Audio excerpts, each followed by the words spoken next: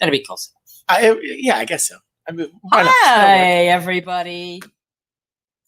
Happy Friday. Happy Friday. Friday? We're getting better at the days, I think. We are. We really are. Well, happy Friday, and welcome to Live from Rabs from inside a very empty Rabs country lanes. Very sad, empty Rabs country lanes. Episode 34. Yeah. I think we're up to day 39 of the quarantine. We are. We've got a little bit more to go. Naz and I are somewhat alone today. Yeah. We have no production team. No production team, no producer, no director, no... we just have Michael and Jimmy somewhere hanging out in the back. Vicky somewhere floating around somewhere. She was on the phone, and I'm surprising if you were able to hear. I wouldn't be surprised if you were able to hear her all the way from the front counter on the phone. Well, hi, Nana. Hi, Ken. Hi, Lori. And Anne, of course, she can't wait to watch. We're excited. We're excited to have you all join us today. We got a great show. Without her pizza. It's a great Friday. Yeah, the weather stinks though. I heard it's going to be sunny, a little bit nicer tomorrow. Okay. Yeah.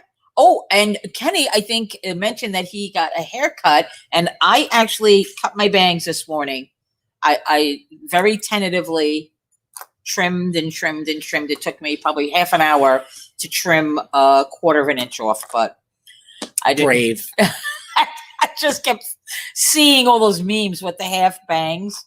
So, yeah. I saw a before and after picture of Kenny, but we didn't see a video. I would have loved to see a video of Joanne buzzing your head. That would be cool. And we probably would share that. Naz, I'm not. I have a buzzer. I've got the tools. I'm not buzzing my full head. I told you, bring that buzzer in. I'll hook you up on the sides. I trim the sideburns. I'm confident in that because otherwise they'd be down here. They'd be curly. The thing on the top is rough because now I've got the cowlicks are ruining the front, and I'm like pasting it down a little bit. It looks all right for now. It's good. It's working, but now I'm starting to. Yeah, there's only so much I can do. But maybe I'll take you on that. But nobody's cutting the top. I'm not like. No, I wouldn't touch the top. I'll just buzz the sides for you. We're getting closer to me agreeing to that. We went from October dyeing my hair pink, and they didn't raise enough. They didn't come up with enough funds, so that didn't happen. So this October, if they wanted to raise enough money, I would do it for the month. I'm not buzzing my head, but I said I would dye my hair. Okay. For the right price. So and what was the price? Those that are watching, that are members of our team and family here, you know the number. It's not for public consumption, but it's a lot of money. It's a lot of money to be considered that would go straight to our Bowling Against Breast Cancer campaign, and I would do it. So we went from live streaming, dyeing my hair pink, and that didn't happen because it was too quick, and you guys didn't come up with enough money. But then now it's turned into now you want to buzz my hair. I want to buzz your hair for free. We're not raising any money. No, I'm okay with it. We're going to buzz it. We're just going to buzz it. We'll see. Well, happy Friday. Crappy bowling weather, though. It's bowling weather, and sadly we can't take advantage of it. But we're not bowling. Here we are, and it's been a rough couple of days for our bowling community. Yeah, it has been. We've had some sadness in our family, and we've lost Andrew DeVito, Richie Chin, Mike Mezzacappa, and Marion Weibel this week, and there's no words. Prayers to their families for strength to get through this. And we just hope that they know that we're here and all of us are praying for them. And that's that. For sure. And reflection, we've got a lot of good stories and memories of some great people who will certainly be missed. Sadly, without closing the bowling season, they'll be missed, and we're thinking about you and your families. So thank you, Ness. He always makes me do the hard stuff. He knows. He knows I'm barely. I hate to bring it down, but it's hard because we have to acknowledge it. And these are friends and family Yep. of this great community that we have, Yep. and we'd be remiss if we didn't. I've known Richie since we were kids, and I'm barely holding it together. So let's. All right, you didn't put the diffuser on today, and I needed it today. I don't even. Is there water in there? Did you fill it up? Yeah, I filled it up. We're good. We're good to go. On a lighter note, happy birthday to our super coach, Daniel Block. Daniel, happy birthday. I know this is not how you wanted to celebrate your birthday, but we know you're doing it as best as you can. So happy birthday, Daniel. We miss you. We miss hearing your voice. We definitely do. We definitely do. So a couple of things. This week we launched Rabs Got Talent. So we want you to show off your talent. We've got, it's turning into, we've got some nice prizes that we're going to award some winners. So you have until May 15th. Of course, May 15th, that's the current pause time. We're hoping that after that, some light comes in. We don't know, but at least May 15th is the deadline to submit your video. Go to bowlatrabs.com I can't say that. // talent. It's on our Facebook page. Submit fill out the form, submit your video. It's easy. And then a voting period is going to open where everybody's going to get the chance to vote on their for your favorite talent. And it's anything. It could be singing, dancing, armpit gymnastics, farting. Whatever special talent you might have. We want to see it. And if you know somebody with a talent. Appropriate talent, of course. And if you know somebody that has a talent that may be a little shy, may need a little nudging, let us know. We'll get right on there. And you are definitely a nudger. I can nudge. You can nudge. I've nudged 3 people so far. So, yes. We're going to have to put Ronnie into detention today. Dennis went into detention yesterday for being late to the show. And now Ronnie, yes, he goes to detention. That smells really good. That's the... Today orange? Is Citrus Bliss. Oh, that smells really nice. Yes. That might actually work. Yeah, it's nice. It's a nice one. It's a favorite. It's a favorite. So we've got, and we don't condone some of our activities here on the approaches. We've got drinks, we've got water in a diffuser. Yeah. Fortunately, we've been good. We haven't spilled anything here. Only at home. Yes. I'm happy to say the box arrived to get my computer fixed, so I could send it back. It's costing me just as much as to go buy a new one. That's the crazy part about the whole thing. But I deserve it. I probably do deserve it. I did it. I owned up to it. Funny part so Screwball on their Instagram page has a post of a Screwball bottle and a drink next to a MacBook. You should. I did. Yeah, I posted. You should definitely. I posted. Alert them to the danger. Wes, right? We had dogs on lanes. We did have dogs on lanes yesterday too. Yeah, we don't condone that either.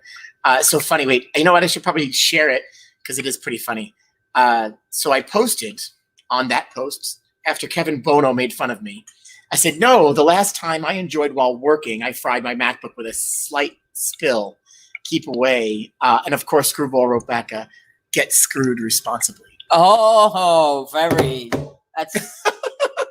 They have the whole campaign set up. They got it all set up. Kind of funny. So yeah, no dogs in the lanes, no drinks here, water, diffusers. But anyway, right now we can do whatever we want. We have to fix it if we break it.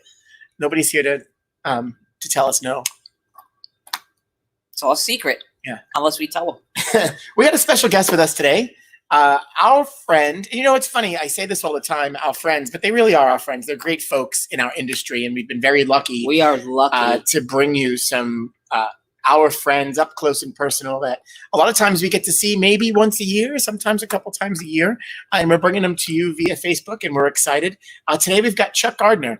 I in our post I wrote the PBA Tour aficionado, and I mean that's one thing we could call Chuck. And he's great. He's been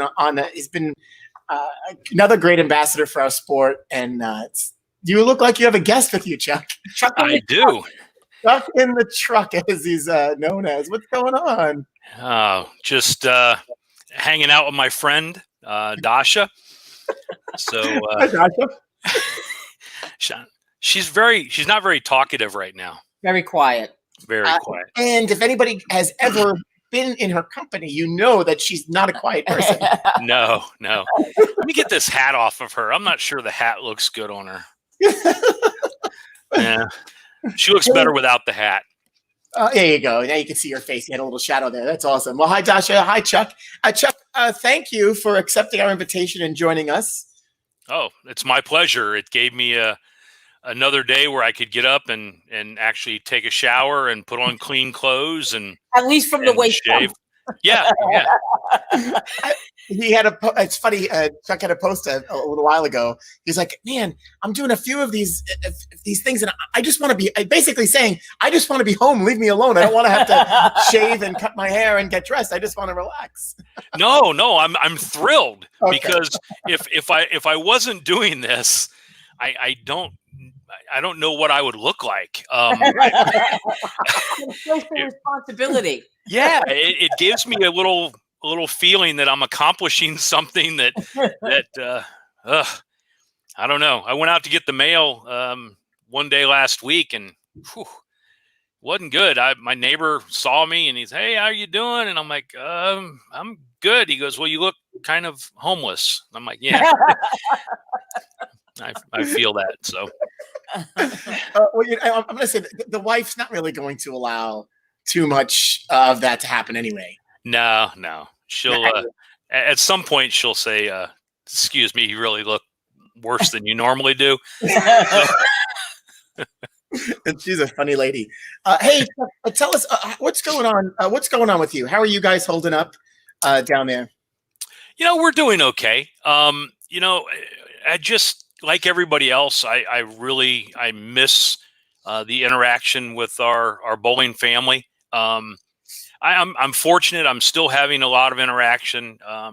This is probably the 4th or 5th show I've been on in the last 6 or 7 days, and I'm doing a couple more. So I'm getting to interact with some people that I care about and that I enjoy in the sport.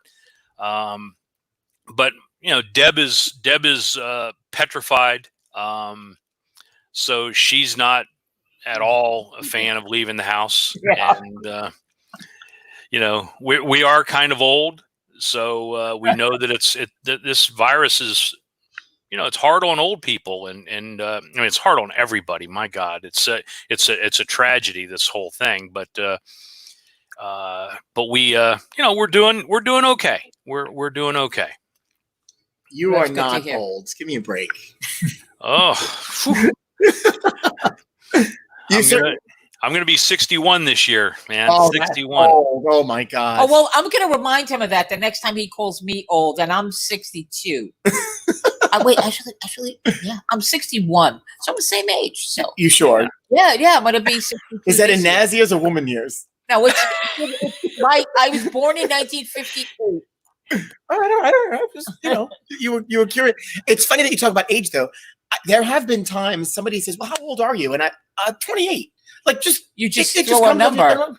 where did that even come from? Like, you don't even know where that comes from. It doesn't really matter anyway. No, how it old you doesn't. are. It doesn't. So where are you right now? I am. I'm in my man cave down in Charlotte, North Carolina, and we've got this cool room with all kinds of memorabilia and neat things. And this is where I love to do. This is where we do all our Bowl4Life presentations and giveaways, and it's kind of my place to be by myself, and it's quiet. It's pretty. It's beautiful to be around, and so I enjoy that. That's where I am. It looks great. I've seen it in the videos. I never knew where you. I assumed that you were maybe sitting in a pro shop somewhere. Right. So, talk. So you got all these balls on the back wall, memorabilia. So what's your prized possession on that wall? Well, I don't know. My God, Everything's got a story. I know everything has a story, and Chuck has it lots does. of stories. Oh, everything here has a story. And I would say, I don't know. I have so many things that are so important to me. And for me in our sport, I've got the trophy. It's a really cool mirror. That was a trophy for Walter Ray's last PBA 50 title, PBA 50 title number 14. This past year, it's a really cool possession. It's really something neat. He gave it to me that day when he won it, and because he knows I've got some really neat things, and I'm blessed. I'm really blessed to have spent so much time with so many great players over the years, and had unbelievable relationships, and it's just a lot of fun. How long have you been have you been out on tour? I became a tour rep in 2002. Okay. And before that, I was bowling. I bowled on tour, and my boss at the time, Del Warren, who was the president of track back then, they wanted to have a tour rep, and the tour reps were sort of new to the sport. They had some coaches out there over the years, but there were only a few. Del Ballard, Chris Schlimmer was out there then, and so they wanted me to kind of mentor young people, and it's kind of something I've always really wanted to do, and back in 2002, it was a great option, and I've been doing it ever since. So it's just it's been quite a blessing. That's awesome. So we have a question that probably not going to be the easiest to answer. Is who was or is the hardest to talk about his or her equipment? Like least cooperative? Is that kind of? I would think that that's what that question means. Without getting in trouble here, Chuck. Right. Wow. That's interesting. That is, I will tell you that most players are super cooperative. I will be 100% honest. They know that I'm there, that all tour reps are there to help them, give them the best opportunity to compete the best they can. I think some of them are way more open-minded than others. Right. I will, and I love him like a brother. Walter Ray is really interesting to deal with as a rep. He gives very little credit to bowling balls. And again, he's right, because his game, he doesn't see as big a difference in bowling balls as some of the other players do. So if let's use Parker Bone or whoever, Bob Learn or Amleto, when they throw a bowling ball with their rev rate and their axis rotation, they see more difference in a bowling ball from one ball to another. When Walter Ray rolls it so forward with a lower rev rate, right, he sees less difference. Right. So he's a touch less open-minded about changing bowling balls. He's more about, give me some guidance on what I should be looking for instead of changing bowling balls. The ladies are amazing. They're spectacular, because 99% of the time they don't want to change bowling balls. They want to change axis rotation. They want to change their tilt. They want to change their ball speed. They want to change where they're playing way before they change bowling balls. Right. And I remember a discussion I had with Shannon O'Keefe a few years ago. There was an event that I couldn't come to, and I had somebody else go to the event to help our ladies. And after the event, she sent me a really nice text, and it basically said, do not ever send this person again, ever, because this person only wanted me to change balls 10 times a block. And that is not what I'm going to do. That is not how I play the game. That is not who I am. And please don't send that person ever again. And so it's really neat. the ladies are very, very different. Now, some of the ladies are very ball driven. Liz Culkin, very bowling ball driven. She's a higher rev rate. Jordan Richard is pretty bowling ball driven, even though I've not had the pleasure of working with Jordan yet, but I've seen her, and I've seen her interactions with her reps when she was with Ebonite International before we became the Brands of Brunswick, and so I haven't had a chance to work with Jordan Richard yet, but it is different. The ladies are definitely different than the guys.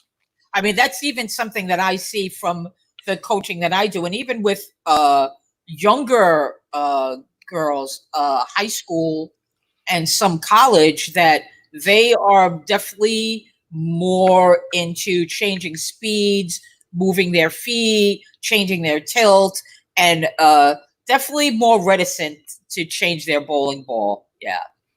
Well, I think it goes to and I probably will catch holy heck for this, but I'm okay with that.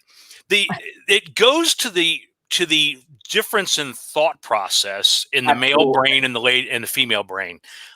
Ladies are far more intelligent about process oriented things than men are. We just aren't, and let's be honest. I mean. There's not a lot guys need in life. Like, we're pretty simple creatures, and so we're not all that brilliant. So ladies think differently than men do, and I just think they're more process oriented, and I think that's what makes them totally different. They think with a different side of the brain than the men do. Yeah, and I'm sure you even see that when you coach them, that they need more explanation of why they're doing a certain thing than just tell them, all right, you're going to do this, and they shake their head and do it. They want to understand, well, why am I doing that? Right. Yep. And there are some guys that are that way too. Yeah. Guys that are, right brain thinkers. They're more analytical. That some guys are. But when you look at the greatest players of all time, a lot of them weren't super analytical on the men's tour. They took very little time on the approach. They got the ball in their hand and they just went. Pete Weber's a prime example of that. I mean, Pete Weber spent 0 time on the approach. Mark Roth spent very little time on the approach. And then you look at other great players, Hall of Famer Patrick Allen, who took forever. Like, you could have a snowstorm and clean it up by the time he went. So, so everybody's different. And I had a great time when I got to work with Patrick Allen too. I mean, I love the guy. He was a great bowler, and he was fun to work with. And during the time I got to work with him. Yep. He's one of our Northeast characters for sure. Absolutely. Yep. Not far at all. So several of our folks are reminding us that when you were here a few years ago, and they're saying thank you for helping them out. And so Chuck's another one we got to get back on the lanes and do a clinic. It was a blast. All expressing their appreciation, which something that you do on a regular basis. I mean, not now, but on a regular basis. When you're not out on tour, you're out doing coaching clinics, and I would imagine that's another rewarding experience for you. Oh, it's the best. It's just seeing bowlers get better is kind of what drives me. People ask me all the time, man, you're 60 years old. You still travel 250 nights a year for your job. You sleep in a hotel every night. You live in this beautiful home on the lake, and you're never there to enjoy it. What makes you want to do it? It's just people getting better and enjoying it, and getting messages from people a year later or 2 years later or 3 years later saying, oh, I really enjoyed our time, and I've gone from here to there to here to there and gotten better. And I think having young people on staff, this is something that really I express to my bosses all the time.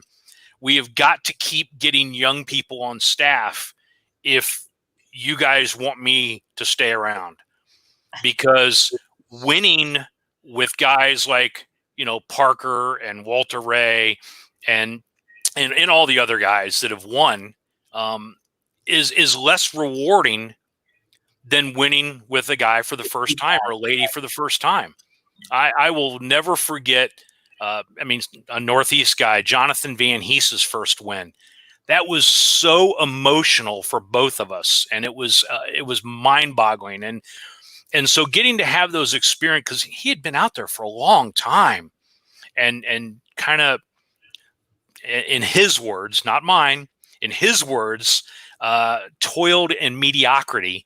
I think that was the words he used. But he finally won, and it was fantastic. And, having Dasha win her first title, and all the other players that, I've been blessed to be a part of their first win. Yeah, and you have and the cool thing about the coaching outside of the tour players, you've got this great perspective because of the work that you do. So taking it, dialing it back and back to basics when working with the average league bowler is so different. But you bring something different to the table than most professional coaches do. And on top of that, I have to say, I love hearing players talk about their reps because of their experiences. And I will say everybody could say something bad about everybody, right? But at the same time, everybody has this appreciation for Chuck, and it's always these great stories. And we were just talking about this a little while ago, the PBA Hall of Fame dinner this past fall. Just hearing from that stage and hearing them talk about you, I'm sure is a great feeling too. But I just enjoy hearing those stories from the players because it's a different perspective that we don't get to hear and appreciation. Yeah. So what Frankie is talking about that last year that Chuck was awarded the 2019 Tony Reyes Community Service Award. And Frankie was talking about how touching it was to watch somebody get the award, that it really, you could tell it meant a lot to him. So tell us about that. Well, it's really easy to talk about things you're proud of. And I would say, besides my children, that's probably the most proud I've ever been of anything. And I think that the greatest part of it is that I got this recognition when no one was really seeking the recognition. I've been really fortunate to have a great family and a great support system around me, that we've come up with some ideas and we started this foundation. And it all started with some fun. I wanted to teach young people about Baker bowling, because I think bowling Baker style is the coolest thing ever. Yeah. I love team bowling. I absolutely love it. And so we started this. My son has 3 pro shops. So we started this fun deal where kids could qualify to bowl on these teams. Each pro shop had a team, and we would have an event every month, and they would compete. And then the top 5 from each team got to be on the Baker team. And then they bowled match play, and we started awarding some scholarships from it. And it was just a lot of fun. And it kind of whet our appetite for wanting to do more. So, I came up with this idea that I wanted to break down the barriers in our industry. And that was the first ever t-shirt we made, a Bowl4Life t-shirt. And it had this cool back on the back of the shirt, and it showed rocks being busted down and break down the barriers. And my goal for that was, I wanted to reach out to all the people in the industry, different ball companies, different grip companies, different jersey companies, and get them all on board for one common goal. And it's to help kids go to college. So we started with this process, and it's the Bowl4Life Foundation. And we've given away a lot of money for kids to go to college.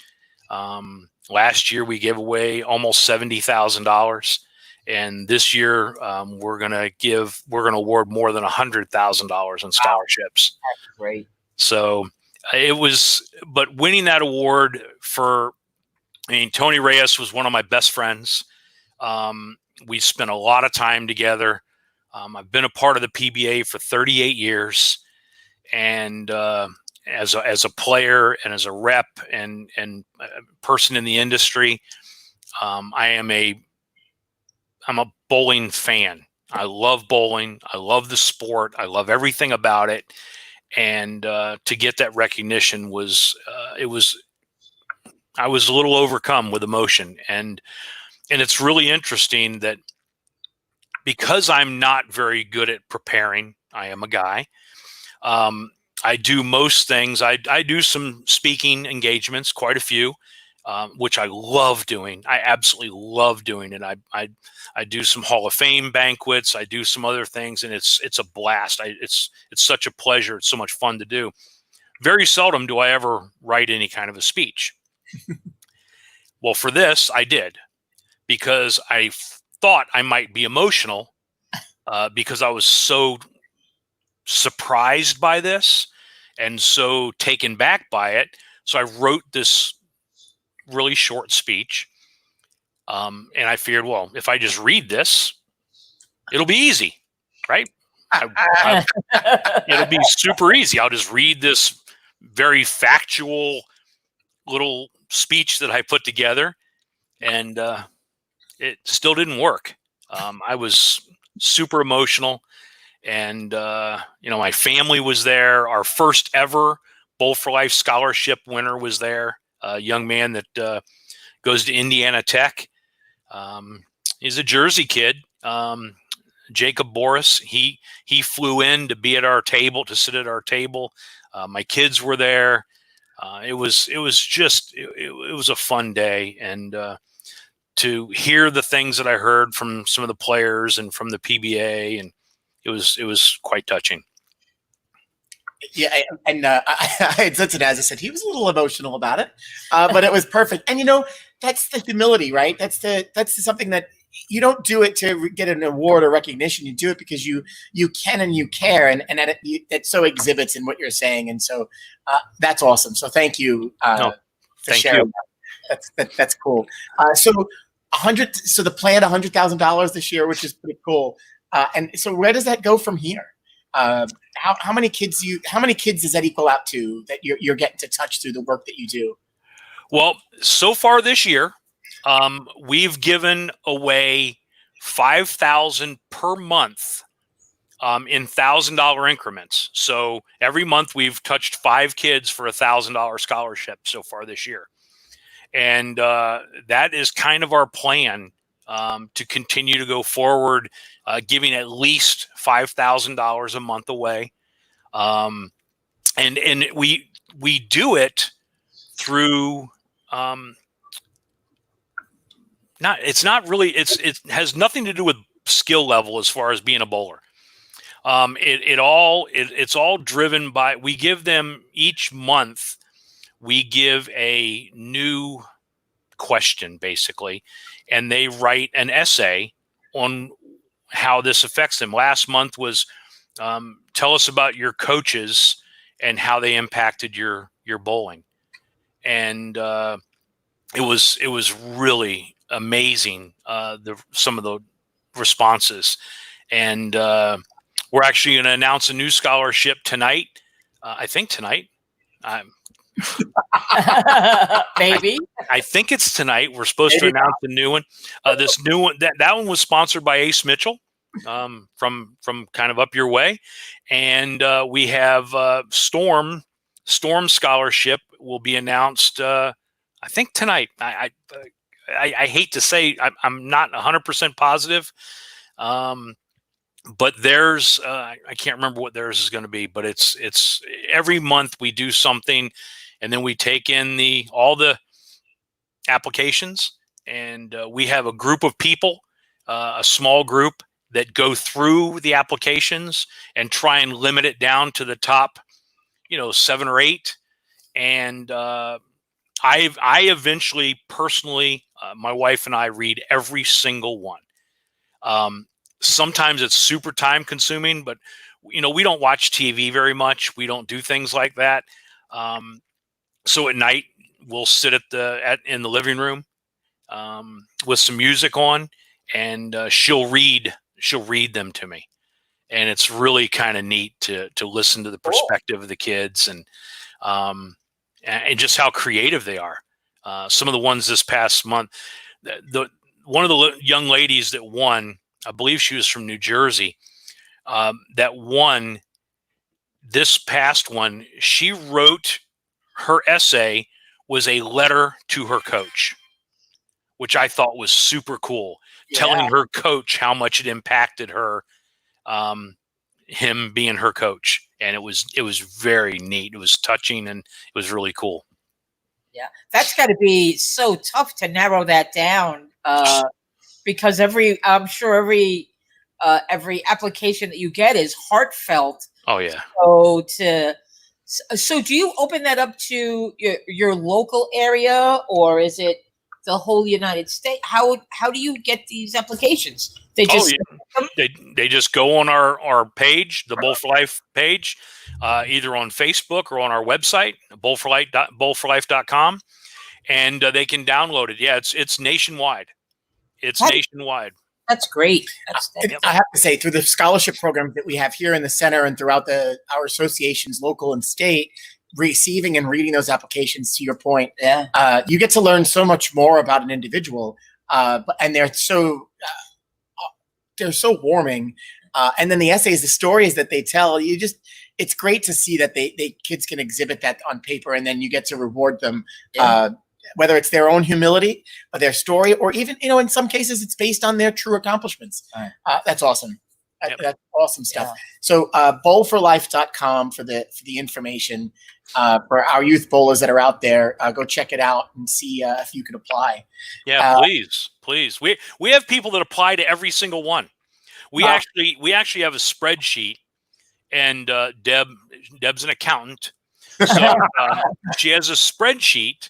And she tracks every single application we get on a spreadsheet, and so every scholarship we give away, and she marks whether they applied or not. And it's really interesting, because last year, near the end of the year, we just randomly picked some kids that had great applications that ended up not getting anything during the year. And it was like, wow, look at these kids. They've applied to every one. And there was a young person from Seattle or Tacoma that had applied to every single one we have done for the last 3 years. Wow. And I'm like, wow. And she's never won anything. But and you go back and look at her applications, they're all were good. But just, somebody just beat her out. You know what I mean? And it's really hard, because I'd love to give money to every single one of them. Yeah, absolutely. I mean, we've actually talked about just giving like a few $100s to every single application we get. and then that's not going to really impact kids going to school. I'm sure the accountant kind of put the nix on it. Yeah, she did. One of our viewers, Brian's telling us that one of our youth bowlers, Cody Bass, was a recipient of one of the scholarship awards. So kudos to Cody. Hey, I got a question here to go to bowling balls.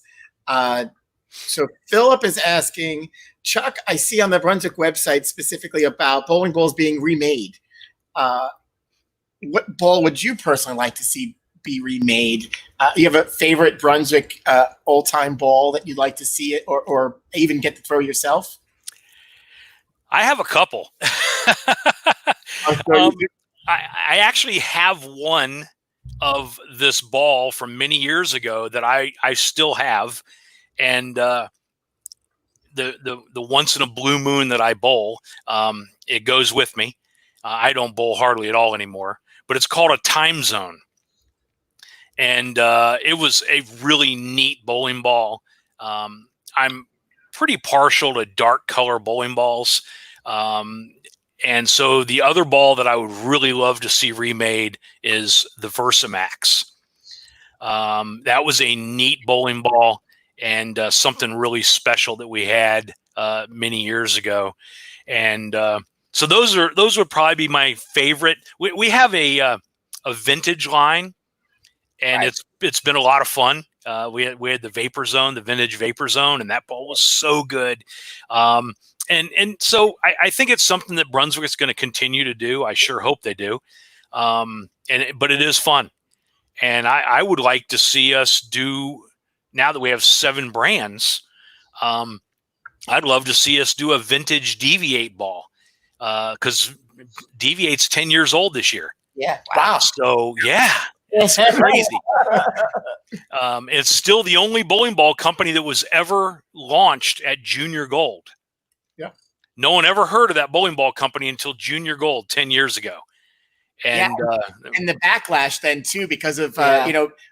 Brian working on that line, he wanted to make a statement, and so damn good bowling, right? Yeah. And people flipped yeah, out. yep. This is inappropriate, and you know what? But look at that line, and you'd think, and honestly, we're huge fans of Brunswick. But you wouldn't think that Brunswick would be the one that was launching a new ball line, especially at that time. So Right. it's crazy to think that 10 years later, here we are, and it's pretty successful. Absolutely. Yeah, it's done well. And we're proud of the brand, and we're proud of our staff that throws the brand. And it's neat having Shannon O'Keefe back, part of the Brunswick family. She was an original Deviant. She was one of our first staffers we ever had, and so it's wonderful having her back. And so it's a lot of fun. Hey, so one of the things that we've been talking about, and so we're asking your opinion as a coach. So this comes from Dennis. What the conversation now? We haven't bowled in a month, and so it's, for some people it's going to be several months. And so I know my bowling thumb is basically gone, and so the ball not fitting. Should we just be telling people to re-drill their ball? What kind of tips would you give someone that's going to be getting back on the lanes when we get to open?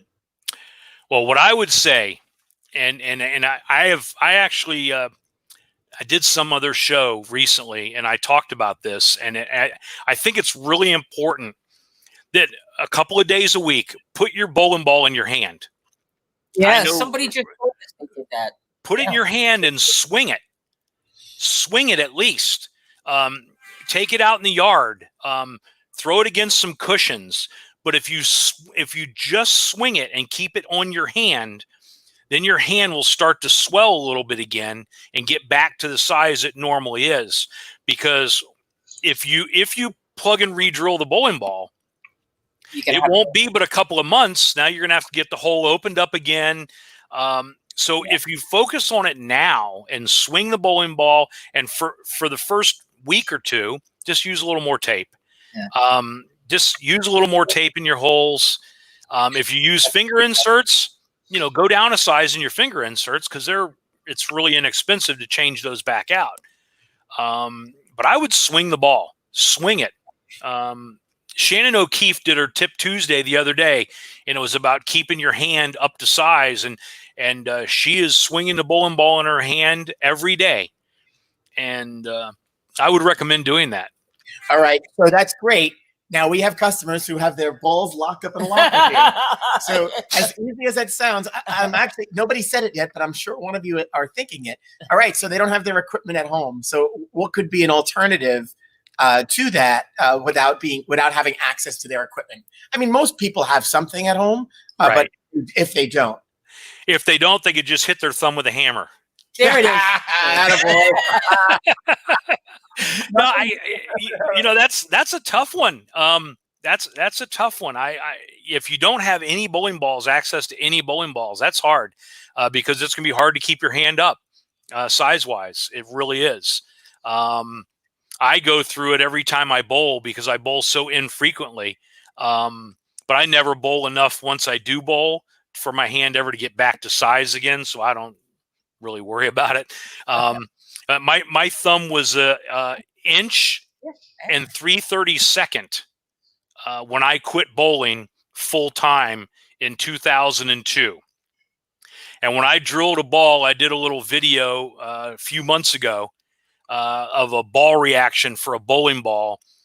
And I drilled the thumb hole 30 seconds. So, I mean, that's like 8 or 9 sizes smaller. So, Kevin has a question here, Naz. Check this one out. Yeah. How can a bowler determine their rev rate? Well, it's here's the big question. Yeah. Why do you want to determine your rev rate? Because the reality is, if so, when we classify bowlers, even as coaches or as tour reps or whatever, we talk about a bowler being speed dominant, rev dominant, a match, whatever the case may be. So you drill bowling balls based on the bowler's characteristics as far as rev rate. Then you're going to get their axis point and their tilt and all the necessary things that you need to actually drill bowling balls. Rev rates don't really determine how you're going to drill a bowling ball for somebody. So if it's important to know if you're a low rev rate player, a medium rev rate player, or a high rev rate player. That's important to know. And you should be able to judge that. And you look at the PBA Tour. Walter Ray is a low rev rate player. Chris Barnes is a medium rev rate player. And Jason Belmonte is a high rev rate player. Or Ryan Simonelli or Oscar Palermo. Or, those guys are high rev rate players. But so if you can categorize yourself like that as a player, at least you know where you fit. I think that most players don't know really what their rev rate is. They just talk about it. Like, my rev rate's 500 or my rev rate's 450. And because someone once told them that. But the only real way is to get on, CATs or on a machine that can actually tell you. You can actually do it also. With a video camera, freeze framing it when marking it, and that's pretty accurate. But I would tell bowlers, don't focus on your rev rate. Focus on shot repetition. Focus on doing it the same every time. Being consistent with your speed, and be a good decision maker. Because if you look at the best bowlers in the world, they don't all throw it the same. Think about that. I mean, is the PBA Tour becoming a rev rate tour? Yeah, it kind of is. I mean, when you look at the 3 best players on the tour right now, you'd have to say it's Belmo, Simonson, and EJ. I guess those are probably the 3 best right now. And they're all high rev rate guys. Right. 2 of them are two-handed, and EJ has the highest rev rate of the one-handers. And then you have all the other great players like Bill O'Neill. He's not a rev rate dominated guy. Tommy Jones is not a rev rate dominated guy. But when Tommy first came on tour, he was one of the highest rev rates on tour. Yeah. But rev rates have increased, and Tommy's gotten older. And so his rev rate's gone down and the average rev rate's gone up. So I think just because the best bowlers on the men's tour are high rev rate players doesn't mean that's the direction that we need to go as players. Because the best bowlers on the ladies tour, so you take the top 3 or 4 ladies tour players, Shannon O'Keefe, Danielle McEwen, and Dasha Kovalova. They were 1st, 2nd, and 3rd last year in points, I believe. And if you look at those 3 girls, none of them are high rev rate players. Yeah. None of them. They are extremely accurate, amazing spare shooters. All 3 of them like keeping the ball in front of them. And all 3 of them roll it a lot. So, that's the ladies tour. And then you go to the men's tour, the PBA 50 tour, and the number 1 player on the PBA 50 tour was Walter Ray. He was PBA 50 Player of the Year. He's certainly a high rev rate guy. So I think bowlers get kind of going in a bad direction when they chase something that's not natural for them or not good for them. I think Norm Duke has proven that. I mean, he's super versatile, and when he needs to hook it more, he just throws it slower. Right. And I think that's important. Walter Ray with one hand or two hands? Well, I tell you what, he's gotten pretty good with that second hand on that ball, hadn't he? I think I'm excited for the time that Walter Ray wins with two hands. And I think it's going to happen. I really do. I think it's going to happen, and I think it'll be really cool. But no, Walter Ray with one hand, because 90% of the time he bowls still one-handed. Sometimes late in blocks, when they really start to hook and he's got to get way left, he grabs a ball without a thumb hole in it and starts throwing it two-handed. So he only has 2 or 3 of those balls, and if one of them doesn't work, then he's kind of out of luck. In your opinion, on the tour today, who is tomorrow's surprise star? Who's gonna be coming through the ranks on the tour and truly shine? That maybe hasn't had the opportunity to shine just yet. Ooh. So are you looking for someone who hasn't even won yet? It could be somebody, or someone that's not a star yet. Just maybe not a star yet. Yeah, maybe not a star. Chris Prather. Yep, that's the third time we've heard his name. Yeah, Chris Prather. Because I think Anthony Simonson's already a star. Yeah. Even though Anthony Simonson's he's gonna be something pretty special. I think there's some guys that are on our staff that have a chance to be really, really, really good. Packy Hanrahan from Connecticut. Man, that kid, he's pretty special, and he's not afraid. He is not afraid. This kid is going to be pretty good.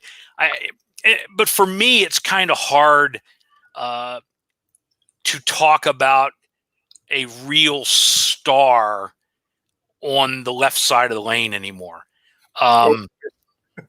It's hard because, we've lost so many great players on the left side of the lane because of the feeling, that they're not fair week in and week out, that they've struggled with, consistency on their side of the lane. And, so it's difficult. I don't think I would have been a very good left-hander mentally. My son threw it really good when he was a kid. And he wasn't very old when I decided that I had to have a talk with him and explain to him that I did not think he would ever be good on the Pro Bowlers Tour, because you have to have an unbelievable mindset, in my opinion, to be a great left-hander on the PBA Tour. You have to be so mentally tough. You have to understand that weeks you're going to have it, you better get it. And the weeks you don't have it, you have to figure out a way to deal with it and somehow grind out a check. And when you look at the great lefties of all generations, if you look back to Earl and Dave Davis and Johnny and Parker, and it's most of them had such good demeanors. Yeah. They weren't fiery. Could you imagine Marshall Holman as a lefty? How funny would that have been? Right. That, he might have killed somebody. I don't know what he could have done, but or myself. Let's be honest. I was so fiery when I was a competitor, and it would have been hard for me to have if I was left-handed, to have some righty and some of the righties, ooh, they were really good at giving the lefties heck.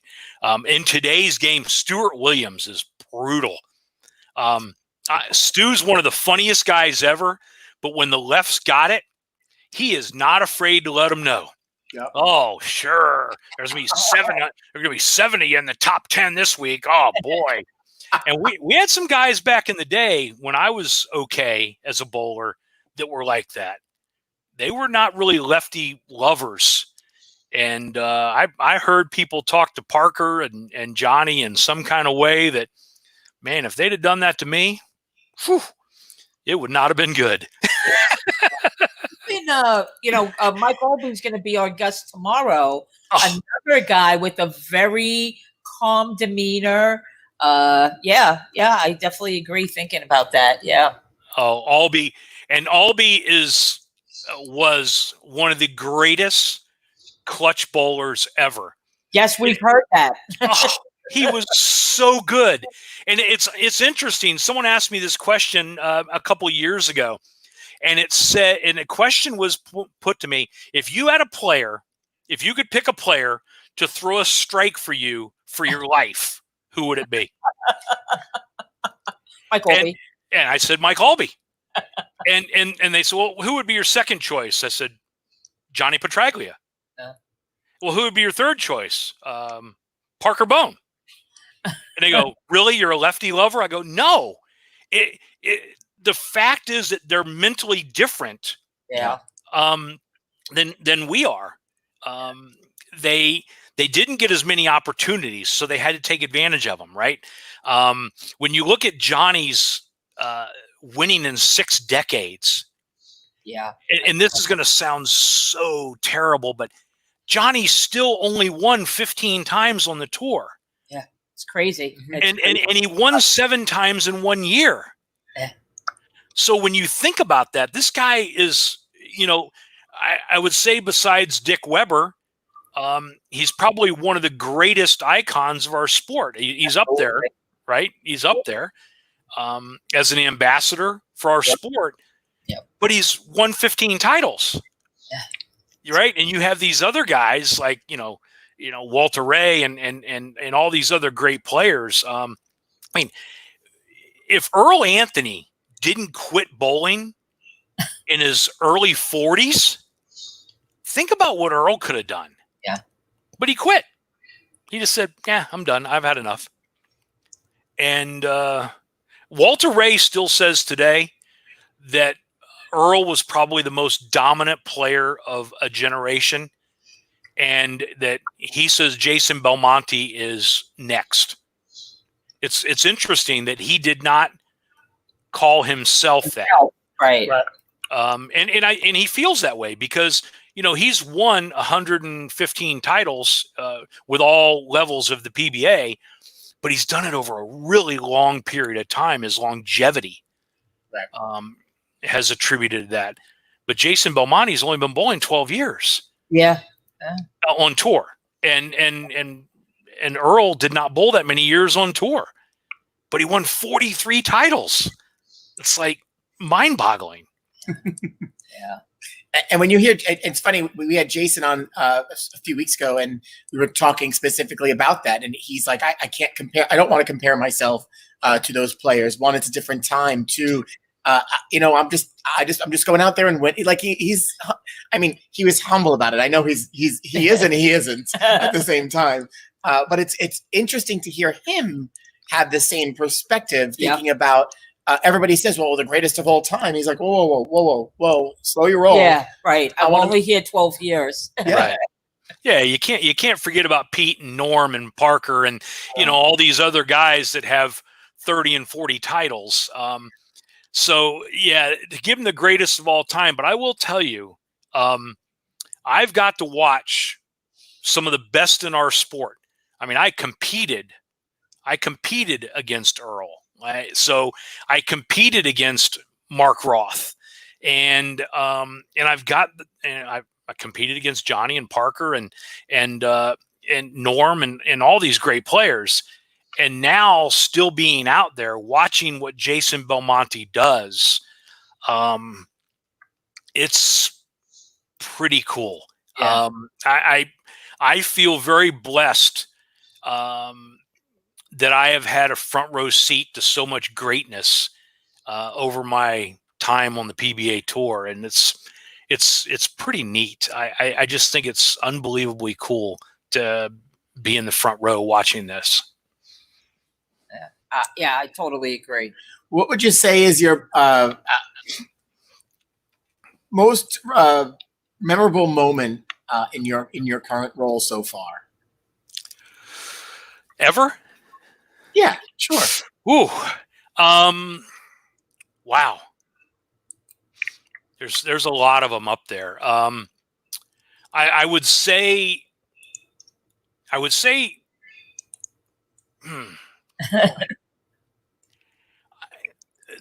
most memorable recent moment over the last 5 or 6 years, I would say, was Dasha's 300 game. Because of the way it happened. Her mother was there, and she was nervous. She had won the Queens a few weeks before, but she was really super nervous going into this show. Very, very, very nervous. And her mom had not seen her bowl on TV before. And because her mom and Dasha loves to talk between shots, she doesn't sit down between shots. She comes back and stands with me. And we talk about lots of things that may not even be bowling. We do talk about bowling, but some things are not bowling. And some things are really odd that we talk about. But because before the show went on, her mother said to her, please don't try and make contact with me. Trust what Chuck's telling you. He's with you through this and this and that and the other. And I think just the whole way it went down, I think that has to be up there. And to see Liz Johnson's reaction, the excitement that Liz had. It was the first time a PWBA player has ever bowled 300 for a title on TV. So I think I would say that's probably up there. But, Johnny went in the 6th decade. Parker's win of the World Championships in 2012 after Hurricane Sandy. Parker's run that week was pretty unbelievable. Yeah, we had Parker on, and we asked him the same question, and he answered that he felt that was one of his favorite moments. And again, it was because his family was there, and the way the whole week played out. Yeah. Well, and a lot of people don't even know the entire story, even though Bowler Journal wrote a little story about it. The way Parker made that cut was unbelievable. I'm a score watcher the last game or so. So if Kirk Von Kruger or one of the Flow Bowling guys want to know what the number is going to be in the middle of the last game or whatever, they'll come and stand next to me, John Weber, because I'm really good at figuring it out. I don't know why. It's just something that I have a knack for. And I will tell you that three people in the 10th frame all had a chance without even doubling to go around Parker and knock him out of the top 24. Any of those 3 people did it. Any of them. He's out. He doesn't make top 24. Parker wasn't even there. He went to dinner with a friend of ours named Alan Frederick, who lives in Vegas, and he went out to dinner with him, or went to dinner at his house, I think. And he just said, just keep me posted. Let me know if I luck into this cut. And he didn't think he was going to make it. And every single thing happened for Parker to qualify 24th. It was unbelievable what happened. I'm talking about good players. A good player, really good player, who is a title holder, one of them just needed a mark in the 10th, and he opened in the 10th. And the other 2 needed the first strike in the 10th, and neither one of them did it. And they were all 3 like top quality players, and none of them did it. And he would have been out. And so he barely made that cut. Then he qualified 5th. And then on the show, his ball reaction on the right lane was terrible. And we made a ball change when he needed a mark in the 10th on the right lane the first game. I don't remember who he was bowling. It wasn't Belmo. Whoever he was bowling, he needed a mark in the 10th. And we changed balls in the 10th frame. And they made kind of a big deal of it because, it was on a stage where the lanes were. They were lanes that were put in for the show. So I ran around the side. I grabbed this ball. I handed it to him, and it was the same ball, just a different drilling. And he threw that ball, the first shot in the 10th. And one of the questions that was asked to me, actually, I think it was during the telecast, Randy asked me that, like, you really actually changed balls when he needed a mark? And I go, dude, it's Parker Bone. Like, it's Parker Bone. You know he's going to throw it good. Right. So, I knew the ball wouldn't be that different. And I knew it's the same ball. It's a similar, it's the same core, same cover, just a really different drilling. And I said there was no chance he was going to win with that ball that he was throwing on the right lane. No chance. Zero. Because he was going to have to beat Rash and beat Belmo and beat whoever else was on the show. And he needed better ball reaction on the right lane. So we took a chance and he did it. And he threw that ball the rest of the event on the right lane. And someone asked me, like, how did you know that was the right ball? I was like, I had no idea. I didn't know. It's like everything we do. We don't know. We just take a guess. We go, this is an educated guess. Let's try this and see if it works. And when you got someone as amazing as Parker Bone throwing it, right, you don't really worry about it. The guy's just that good.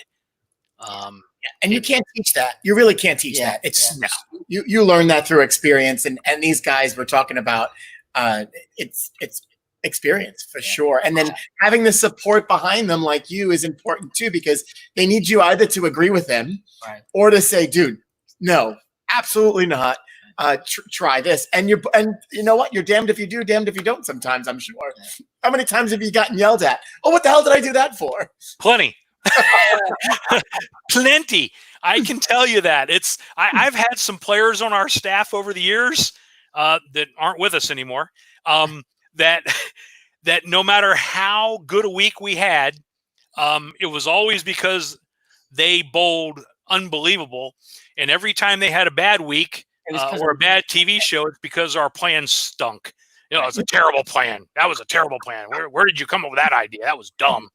So listen, it's part of the job, and you don't really ever know, to be honest. Like, if any tour rep comes on this show and says to you that they know that this is the right thing, or they knew, they're just blowing smoke and tooting their own horn, because we don't ever know. You just don't. It's just you hope that your guesses are right more often than they're wrong. Right. Otherwise, you won't keep your job very long. Yeah, well, you know what I think? Possibly too, like you said, that you knew that Parker was going to throw it well, that probably feeds back and forth, that your confidence in giving him that ball, that he felt, listen, Chuck says this is it. I'm going to get up there and throw it, and I trust him. So that trust is probably really important. And I will tell you, going back to the very first question that was asked, who is the hardest? I will tell you without a doubt, this is no questions asked, the best ever that I've worked with ever is Parker Bone. Ever. Like, nobody is more willing to give it a chance than Parker. Nobody is more willing. If I talk to Parker in the 8th frame of a game, and I'll say, hey, Parker, let's do me a favor. Let's throw this ball on your fill shot just to see if it'll give you a better reaction. he'll look right at me and goes, do you believe it's a better, it will Right. give me a better reaction? I go, yeah, I do. He goes, well, I'll throw it now. Yeah. And that is Parker Bone. That is how he's wired. That is, he's by far, it's not even close. It's not even any equation that he's the best I've ever worked with when it comes to willingness to try things. Never, ever, ever, ever, ever has he blamed me. Ever. Not one time. You know, he's come back a few times after throwing the ball and go, yeah, I'm not sure that's the right one. And I'll go, yep, you're right. It's not. But, you know, at the end of the day, on a television show, they go so fast and it happens so quickly that you make a plan, you commit to it. You have an idea that if this doesn't work, this is what we're going to try. But never once has he said, "Man, you're playing stunk. That's why I didn't win this tournament." It's because at the end of the day, it's the player's responsibility. Right. He threw the ball. Right. And we're not telling them, you know, I work for the company, but I would never tell them, all right, you have to throw this ball. Right. That's ludicrous. That's ludicrous. I will tell them, I believe this is the right ball. I believe this is the right decision. And let's give it a try. And Parker never once has finished an event and said, yeah, you messed me up, or you didn't do the right thing, or I don't agree with what you did. And I would say that many players have done that. And you learn to deal with it, but Parker never once, ever, never once. Yeah, and that just speaks to his personality. Yeah, absolutely. Accountability, taking the accountability on himself. And again, you can't teach that, but you can inspire someone to take that on, right? So how does somebody like Parker and you, through your stories and your relationships, pass that on? Because that's the only way that next generation can have any understanding of what they should or shouldn't be doing. But again, can't teach it. But through words of wisdom, Chuck, you can make that happen. Well, we do our best. I have a young guy that's working with me now for Brunswick. His name is Eric Kraus, and I love Eric. He is just a really good personality. He's still a little shy. A couple of players even called him awkward, but he's shy. He's a shy guy. But he's willing to learn. He wants to learn, and I believe when I'm done in the next few years that he will take over and do an unbelievable job for the Brunswick family as the coaching manager for the PBA, and I think he'll do an unbelievable job, and I think he's a perfect guy for the job. That's awesome. Hey, Chuck, you've been great, and we appreciate you making the time and spending it with us today. We could keep talking. We could have kept going. We could keep going. But I know you're going to be on. So you're on a couple of live streams in the upcoming few days. Where are you? Where can everybody else see you over the next days? Do you remember? Tomorrow, I think I'm doing the Bowlers Rant. Okay. Wednesday night, I'm doing the League Bowler Show with David Clark. Okay. And Thursday, I am on the Morning Bolt with Storm. Oh, nice. I think it's Thursday, the Morning Bolt. So that's going to be fun too. I think those are my next three I'm doing coming up in the next few days. Look at you. Go get yourself an agent. Yeah, exactly. Hey, this is so much fun, and it gives us an opportunity to pass on information to bowlers while they're home, and you know, it's really just about sharing knowledge and sharing stories and just having fun. You know, people that are listening, feel free to reach out, and I'll answer any questions that I didn't get to today, and I'll be glad to answer questions for you. Awesome. Well, you're the best. Thanks, we'll have you Chuck. here soon. And tell Dasha that we need to get the real Dasha on the show. Yeah, exactly. Yeah. Just to pass the word. let me know. Let me know. I can certainly hook you up with that. She'd love to be on, I'm sure. And she's you know, I want to go back for a moment. You talked about that 300 game in the Queens, and I happened to meet her in January at the bowling summit, and she spoke, and one, she made fun of herself because she as not the best speaker, but she was awesome, and she's hysterical. But that story that she tells, and I want her to come on and tell that story. But she basically says, "I'm bowling against Liz Johnson," and she was a nervous wreck inside. And man, she took you through the one bowl at a time, and it showed on TV if you watched it. And anybody that didn't, go back and watch that. It really was an awesome finale, especially. And I love Liz, and she's again one of the greatest athletes in our sport. But just to watch that is just amazing. And her talk about it is even cool too. Well, the picture from the front when she was doing it, and Liz is out of her chair looking around the corner to watch it, and how excited Liz was for her, because first of all, Liz, obviously she'd already lost the match, but she knew how big it was for women's bowling. Oh, yep, absolutely. She knew how huge it was for women's bowling.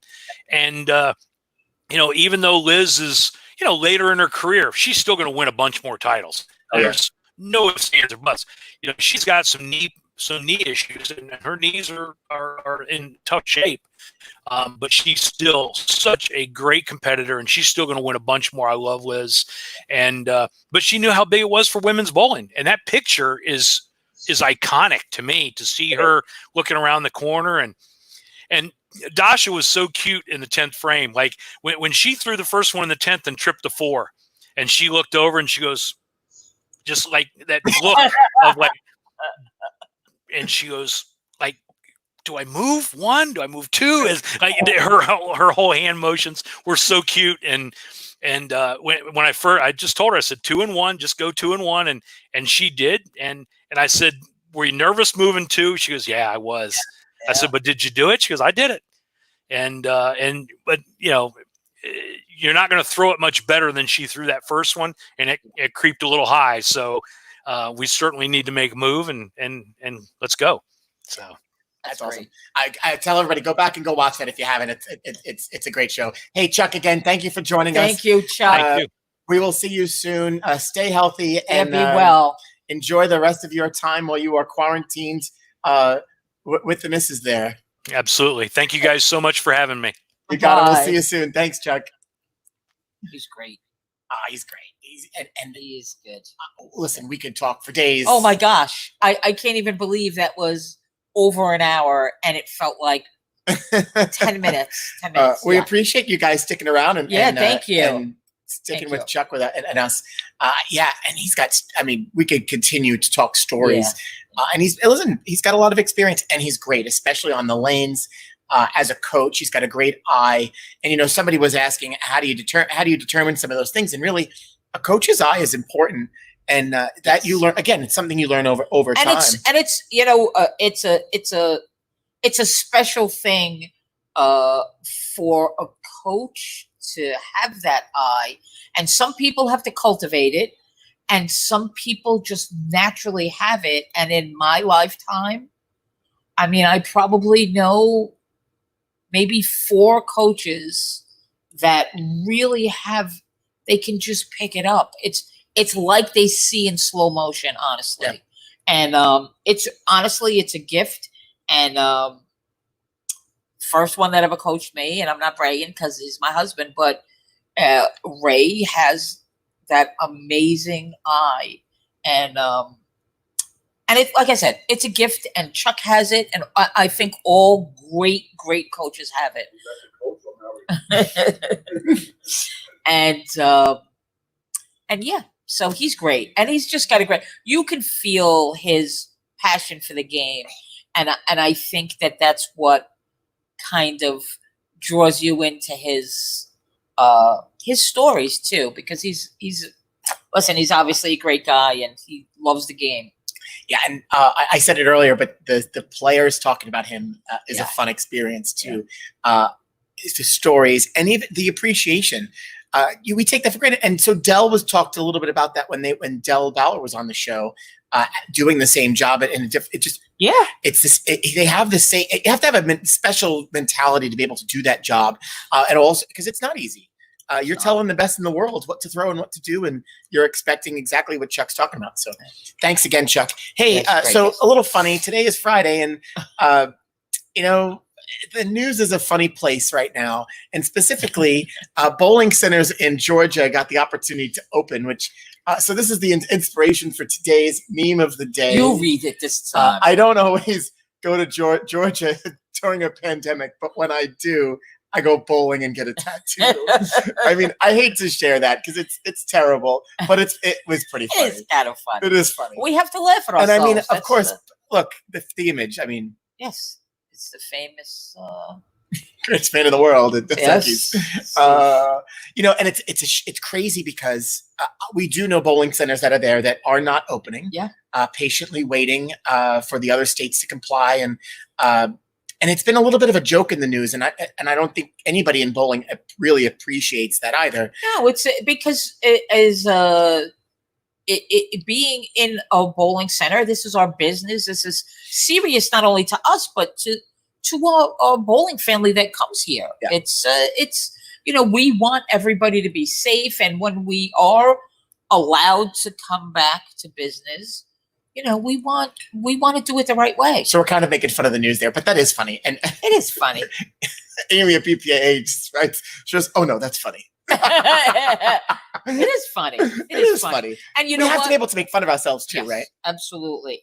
And we would hope that maybe what happens in Georgia, maybe things are fine, and we hope so, right? And we absolutely hope so. We're not wishing for anything bad, and we hope that going forward, that maybe they could be a blueprint for either way. Either way, correct. They will. We guarantee they will be a blueprint either way.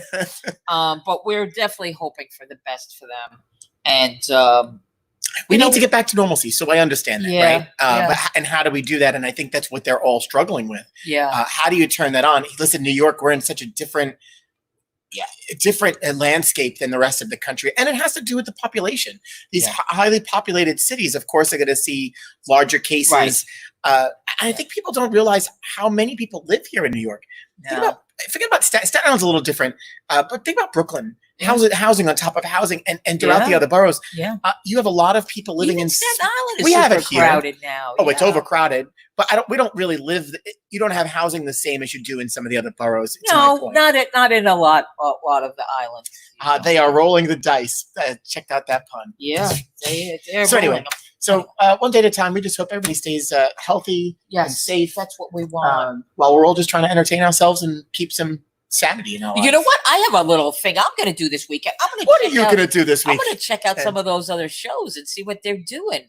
The Bowling Rants, the Storm Bolt. So some of those I've seen live some streams of them, and podcasts I haven't were existing in the space already. Right. Yes. I don't know about I've seen them come in my feed. I don't know. Yeah, that's what I'm saying. I want to. USBC has started something. Chad was on again today. Yes, I did see that. Brought in the other guys that have a podcast too. Inside Bowling always had something. Mike's done. They're doing some other work. Yes. A Storm, that's new. The Bolt. It's a morning Bolt. Blair is their behind the scenes person, and Blair is awesome. Blair is doing that? Blair Blumenscheid. She's their social media guru. That's cool. And it's great to see. It's great to see people embracing, and the different brands. They're all doing something. Chris Barnes and Stu Williams have a little thing going too. So I think they copy. If they might have. Listen, that's highest form of flattery. That's right. I'm all about copying it and doing whatever. We just know that we were of the first. Do what nobody's doing what we're nobody can do what we're doing. No. Come on. They're not me and you. No. Because you know why? We're keeping it real, Frank. We're keeping it real. Oh, we're trying to keep it real to the best of our ability. But, a lot of times it's breaking news happens here first. You heard it here first. Ratings bonanza. Yesterday, the day before, we broke the 70,000 mark. Oh yeah, that was 2 days ago. And that's real. This has been fun. Sadly, we're doing this because because of a bad reason. a bad But- reason. At the same time, we're happy that we can deliver this to you, and you guys have been great supporters. But I would challenge you, to your point, go look on the other. There are some other podcasts and web streams with some great content that are out there, and some of them are. I mean, we talked about doing this for a half hour, and then it turned into an hour, and today we're at an hour and a half. Yes, we were going to do a quick little half hour, And then, so it's turned into something. We're not going 2 hours. No. We'll wrap it up. Oh, right. But hey, some of them are 10 minutes. They're just Yes, here's an a update, little and just a update, little blip. Although I have to say, I did send Kelly Kulick a note after being on our show, because She has to want to have come her back. She has to. We have to get her back. We will. We need to do it soon. But the whole dancing on a live stream, they did that on the Storm Bolt. You know, that idea, and I should We I were know. the ones that asked. we asked her first. for it, but they have somebody else to ask her for it too, which is okay. But we're gonna have her come on Little dance. But disappointed. somebody else beat us to it, getting her back on here, because we have a big schedule. We have people like begging to be on our show. Yep. Yes, Absolutely, we do. that doesn't happen to everybody. No, it doesn't. No, it doesn't. But that is somewhat true. I laugh, but that is somewhat true. Hey, we're having fun. That's what this is about. Yep. And we're glad that you join us Enjoying and be a part and of we're this. glad you're enjoying it. And you guys are a part of every show, and we appreciate it. So anyway, We today is- wouldn't be here if you weren't there. Oh, that is true. Actually, we could. Well, we would, would but just we be talking to right. nobody. Which is actually what we do on normal days. We do. But yes. Yeah. This is no, we're not talking to anybody. We're talking to you. And so thank you for entertaining us at the same time. So tomorrow, I made some notes here because I got some ideas out of that for other guests. I was making notes too. We are gonna reach out to Dasha. Dasha's gonna be somebody that Absolutely. I don't want to make any promises, but we're gonna reach out and see if we can get her on here. Chuck said he's going to hook us up. So Chuck's going to work on that for us too. You never know. You never know. I just said it to someone else. Expect the unexpected. Unexpected. We had that's stolen though. That's stolen from Survivor, but that's okay. Oh, was that what's on? Oh yeah, that's always been a big thing Oh. in the game of Survivor. That's okay. Maybe we could flip it around a little bit. We working on our guests, and we've got some more great guests this upcoming week. But tomorrow is Saturday, the end of the week, because Sunday we're going to kick it off again. Tomorrow, Naz, is what? What is tomorrow, Naz? Pro Bowler, PBA Hall of Famer, USBC Hall of Famer, Mike Albee. The nemesis of past guests they've revealed to us. Oh, we can't wait. And, I know Joe Cal's gonna be back with us, and he's been making his notes. So we have some good questions. We're gonna have to ask Mike his perception of. Yeah, And Mike's a great guy. He's never gonna throw anybody under the bus, yeah. but we could He's try. really. I'm super excited about him tomorrow. So yeah, that's going to be good. So tomorrow, One of my Albee, all-time favorites was Mike Albee. he's got some great stories. So we're excited to have him with us tomorrow. And then Sunday starts a new week. But that was episode 34. I In said the that a few books. times to get to- in the books. 34 in the books. I'd give you a high five, but High five. Good job. Well, thanks for joining in. Yes. Thanks for Staying being with here, us. staying and hanging out. Keep doing so. Like and share our videos. no, we don't And, have a pet of the day today. Somebody's asking about pet of the day. We do We not. went really long, but no, we don't have a pet. We sadly don't have a pet of the day today. We need you to send in our pets. Send in your pets. We want to showcase your pets. We're gonna put a post out on the page outside of the show, Okay. asking folks to All right. share us with their pets. Share their We pets did. with He us. was here yesterday. I can't even Why, get that I brought in my dog yesterday to showcase. boost. Yeah. Come on. Ratings bonanza, a dog on the bowling lanes, and not just that bowling doodle that's out there in the Midwest, he's really cute too. Do you ever see those videos? No. The proprietors that they have two doodles. They call them. I don't know. I forget their names, but they got storm jerseys and all, and they bowl. They use the ramp, Oh. but they bowl. Presley, I don't know if we can get him to bowl, but we could try. We're going to try. But he was out on the lane, so Yeah. we're doing things here again. Please don't duplicate these the next time you come Yeah. back to the bowling center. And no, I know, Joni. We don't want to. We don't want your cat. I believe that Frankie and I are both allergic to cats. So- Yes, I'm highly allergic. No, I'm not a cat person. I have enough neighborhood cats. I don't want anybody else's. No, but Joni, you can keep the cat. But you can send us a photo of A your cat. picture of the cat we would take. Maybe Shrek holding the cat. All right, we gotta go. So thank you for watching. If you're watching us on YouTube, be sure to subscribe. If you Yes. like our page, you'll get the notification each day that we're here. And we look forward to seeing you tomorrow. Thank you, Chuck, for being with us today. Yeah. We look forward to having Mike tomorrow. Joe Cal back in the studio. Yes. You know, we're just trying to keep it real. We're keeping it real. And please, our prayers go out to everybody right now. Stay safe. Stay healthy. Call up somebody that you haven't spoken to and tell them you love them. And all right, before I get any more morose, that was awesome. We'll see you tomorrow. Bye-bye.